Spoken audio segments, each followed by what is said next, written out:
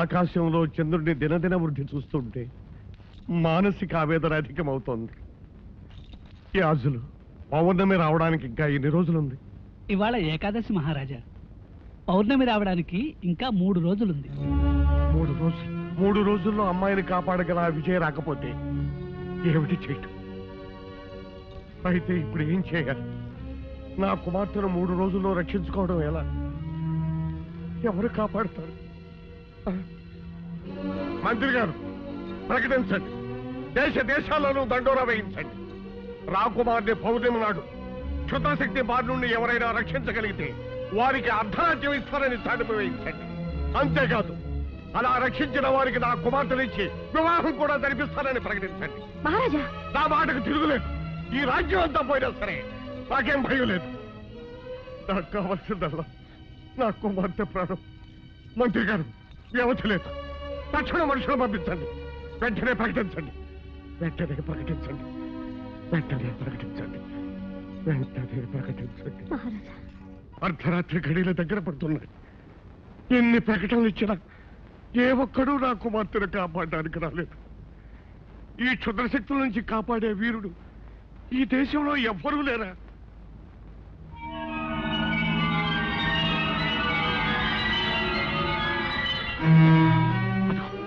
అదిగో మృత్యుమేఘం వచ్చేస్తుంది, మృత్యుమేఘం వచ్చేస్తుంది. ఎవరు? ఎవరు? రాకుమారి, రాకుమారి, ఈ హారం ధరించండి. వస్తున్న ప్రమాదాన్ని తప్పించుకోండి. ఎవరా నువ్వు? నువ్వు నీ వాలకం నాకేనండి వెండి. మహారాజా, నా మాట నమ్మండి. ఈ హారాన్ని ధరిస్తే ఆమెకు ముప్పు తప్పుతుంది, ఆమె క్షేమంగా ఉంటుంది. మహారాజా, మహారాజా, చూడ్డానికి వీడు భయంకరంగా ఉన్నాడు. ఏం మాయ చేస్తాడో ఏమిటో, వద్దని చెప్పండి. మహారాజా, సందేహాలకి చర్చలకి ఇది సమయం కాదు. ఆలస్యమైతే అందరం విచారిస్తాం.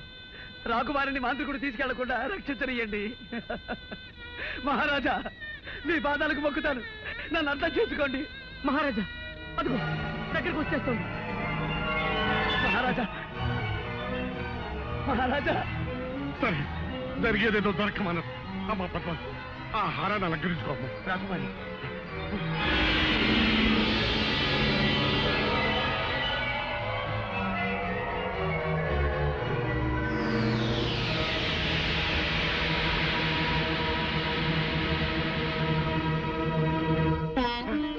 పోయింది, ఆ మృత్యుమేఘం వెళ్ళిపోయింది. అమ్మా పద్మ, నువ్వు మాకు దక్కావమ్మా, మాకు దక్కావమ్మా. అంతా దైవకృప. సమయానికి ఆ దైవమే వచ్చి కాపాడాడు.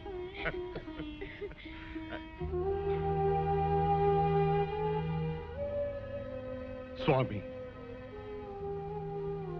ఆపదలో ఉన్న మమ్మల్ని కాపాడాడు. మీరు మా పాలిట దైవం. తమరు ఎవరు? ఎక్కడి నుంచి విజయం చేశారు? నేనెవరైతే ఏమిలేండి, నా కర్తవ్యం నెరవేర్చగలిగాను. మా బంధువులు, పరివారం, వీరులు ఎవ్వరూ చేయలేకపోయిన పనిని మీరు సాధించి మహావీరులు అనిపించుకున్నారు. ఎన్ని జన్మలెత్తి సేవ చేసిన ఈ రుణం తీరదు. విధి నిర్వహణ కృతజ్ఞతను ఆశించదు మహారాజా. రాకుమారి, సర్వకాల సర్వావస్థల్లోనూ ఆ హారం మీ మెడలోనే ఉండాలి.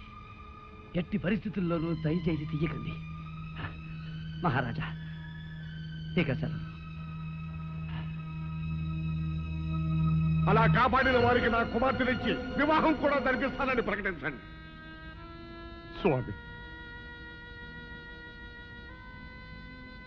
నా కుమార్తె ప్రాణాలు కాపాడాలన్న ఆశతో ఆ విషయంలో ఆమెనిచ్చి పెళ్లి చేస్తానని ప్రకటించాను. ఇప్పుడు మహారాజా, ఏమిటి మీ ఉద్దేశం? ఈ బికారికి, ఈ కబోదికి అమ్మాయిని ఇవ్వడానికి సిద్ధపడుతున్నారా? ఈ కురూపిని పద్మ కట్టబెట్టి దాని జీవితం నాశనం చేస్తారా? అతనికి అవకాశం వచ్చింది, సహాయం చేశాడు. అంతగా మీరేదైనా ఇవ్వాలనుకుంటే నగో నటులో బహుమానంగా ఇచ్చి పంపించండి. అంతేగాని పద్మనిచ్చి పెళ్లి చేస్తానని మాత్రం ఒప్పుకోకండి.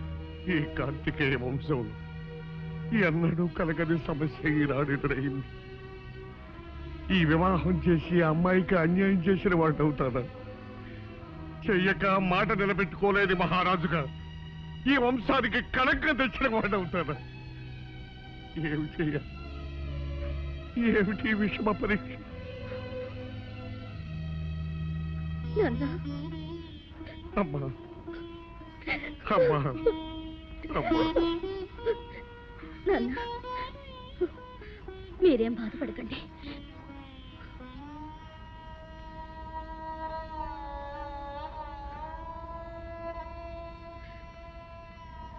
ప్రాణదాతగా మీకు నా కృతజ్ఞతలు. మీకొక నిజం చెప్పడం నా ధర్మం. నేను విజయ్ అనే వ్యక్తిని గాఢంగా ప్రేమించాను. నా మనసు ఎప్పుడో అతనికి అంకితం అయిపోయింది. అయినా సత్యవాక్ పరిపాలనలో ఘనకీర్తి గల వంశానికి చెందిన మా తండ్రి గారు మాటిచ్చారు. ఆ మాట ప్రకారం నేను మిమ్మల్ని వివాహం చేసుకోవడానికి పరిపూర్ణంగా సమ్మతిస్తున్నాను.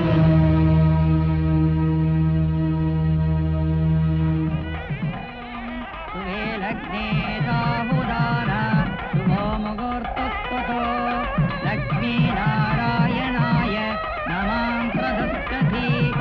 ఓం సర్వమంగళమాంగళ్యే శివే సర్వార్థసాధకే శరణ్యే త్ర్యంబకే దేవి నారాయణి నమోస్తుతే. మాంగళ్యం తంతునానేన మమ జీవన హేతునాం. ఆగండి, అందరం పాటు పనికిరాదు. ఇది శుభముహూర్తం అని ఎవరు నిర్ణయించారు? ఇది దోషకాలం. కొద్ది క్షణాలాగితే దివ్యమైన ముహూర్తం వస్తుంది. ఏమిటి స్వామి తమరెవరు? భవిష్యద్వాడిగా పేరుగాంచిన త్రికాలవేత్త, దైవజ్ఞ, మహామహోపాధ్యాయ మత్తేవ శాస్త్రి పేరు వినలేదా మీరు? నేనే. మహారాజా వారింట వివాహం జరుగుతున్నదని తెలుసుకుని సమయం శుభప్రదం కాదే అని పరుగున వారింపవచ్చాను. దైవానుకూలం వల్ల ఇంకా ముడిపడలేదు. సంతోషం. ఏమిటి, నేను పెట్టిన ముహూర్తాన్ని ఆక్షేపిస్తున్నారా? శాంతించండి, ఇక పైన మీకే తెలుస్తుంది. వధువు మెడలో ధగధగ మెరిసే ఆ హారం వరుడు తెచ్చినది కదూ? అవును స్వామి, అది మహిమ గల హారం. ఆ హారమే మా అమ్మాయిని రక్షించింది. ఓహో, అది తెచ్చాడు గనక అతనితో మీరు వివాహం జరిపిస్తున్నారు. వరుడా, ఆ హారం తేగలిగిన వాడు మహావీరుడై ఉండాలి. నీవు చూస్తే వికలాంగుళ్లాగున్నావే, అది నీకు ఎలా సాధ్యమైందా అని నా అనుమానం. ఏం మహారాజా, అంతే కదా? నేను అడిగిన దాంట్లో తప్పేమీ లేదు కదా? నిజమే. ఈ దివ్యహారం తేగలిగిన వాడు సూర్యుడై ఉండాలి. అది నువ్వెలా తేగలిగా? అది ఏ సందర్భంలోనైనను నీవెవరివో చెప్పి నీ నిజస్వరూపము వివరించినా ఆ హారము నేలబడినా హారము యొక్క శక్తి నశించి నిర్జీవమైపోవుగాక. చూశారా మహారాజా, తడబడుతున్నాడు. నా ఉద్దేశంలో ఈ హారాన్ని సంపాదించింది ఇతను కాదు. ఇతనికి ఎవరైనా ఇచ్చి ఉండాలి, లేదా అతని దగ్గర నుంచి ఇతను తస్కరించి ఉండాలి. తస్కరించవలసిన అవసరం నాకు లేదు. నేనే ఈ హారాన్ని సాధించాను. లేదు, నువ్వు రాకుమార్తెను వివాహం చేసుకోవాలని ఈ పథకం వేశావు. మహారాజా, నేను చెప్తున్నాను వినండి. ఈ హారాన్ని సంపాదించినది విజయ్ అనే మహాశూరుడు. నువ్వు అక్రమం చేసి ఆ మహావీరుని మోసం చేసి ఈ హారాన్ని తెచ్చావని నేను అంటున్నాను. దీనికి నీ సమాధానం ఏమిటి? శుభప్రదంగా పెళ్లిపీటల మీద ఉన్నావు. నీ చేతిలో ఉన్న మాంగళ్యం మీద ప్రమాణం చేసి చెప్పు, ఈ హారాన్ని సంపాదించినది విజయ కాదా? అవును, విజయ్. విజయ్, నా విజయ్, నా విజయ్ ఈ హారం సంపాదించింది. అయితే ఎక్కడ నా విజయ్? అలా అడగండి, నిలదీసి అడగండి వధువు గారు. చెప్పు, అతన్ని ఏం చేశావు? నా విజయ్ ఎక్కడున్నాడు? అతన్ని ఏం చేశావు? నాన్న, వీడెవడో వంచకుడు, దుర్మార్గుడు. నా విజయ్ని అంతం చేసి ఈ హారాన్ని దొంగిలించాడు. నన్ను వివాహం చేసుకుని అర్ధరాజ్యం ఏలాలని పథకం వేశాడు. నేను మోసగాడిని కాదు రాకుమారి, నన్ను నమ్మండి. నా విజయం లేకపోయిన తర్వాత నాకు ఈ హారం ఎందుకు?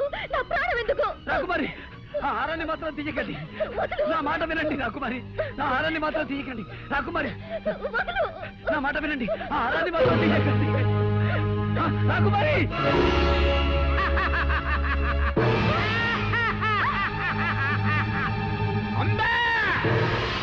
అమ్మా పద్మా! హే నేత, ఆనతి ప్రకారము వధువు బలి వధువు.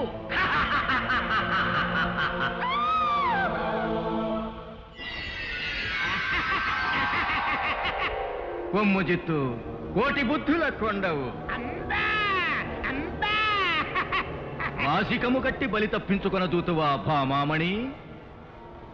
పౌర్ణమి వచ్చు వరకు ఈ పట్టినిక్కడే పట్టి ఉంచవలే, భద్రతాకారములో బంధించవలే, కంటికి రెప్పవలే కాపాడవలే. బాబు విజయ్, నన్ను క్షమించు. నిన్ను అపార్థం చేసుకుని హింసించాం, దండించాం. అయినా నువ్వు నా కూతురు కోసం పడరాని పాటలు పడి ఇంత మహత్తరమైన త్యాగం చేశావు. నిన్ను ఏ విధంగా అభినందించగలను? నాయుడు, ఈ రూపంలో ఉన్న నువ్వే విజయమని మాకు ఏమాత్రం స్ఫురించినా ఈ అనర్థం జరిగి ఉండేది కాదు. ఏం చేయగలం? అంతా విధివరాదు. మహారాజా, ఆందోళన పడకండి. నేను వెంటనే ఆ భైరవ ద్వీపానికి బయలుదేరుతాను. ఎలాగైనా వచ్చే పౌర్ణమిలోగా నా పద్మని రక్షించుకుంటాను. ఇక నాకు సెలవియండి.